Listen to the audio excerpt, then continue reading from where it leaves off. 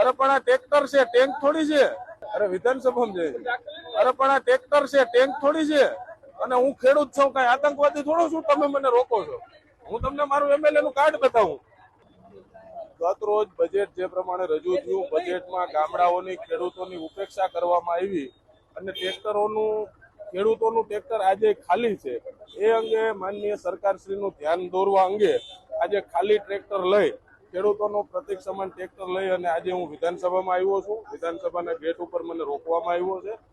હું અધિકારીશ્રીઓને પણ કહું છું કે આ ટેન્ક નથી, આ ટ્રેક્ટર છે અને હું કોઈ આતંકવાદી નથી, એક ખેડૂતનો દીકરો છું. મારા જામજોધપુર લાલપુર વિસ્તારની લોકોએ મને મત આપી અને વિધાનસભામાં જવાનો અધિકાર આપ્યો. ગામડાને પૂરતા પ્રમાણમાં બજેટ ફાળવવામાં આવે એ અંગેની રજૂઆત છે.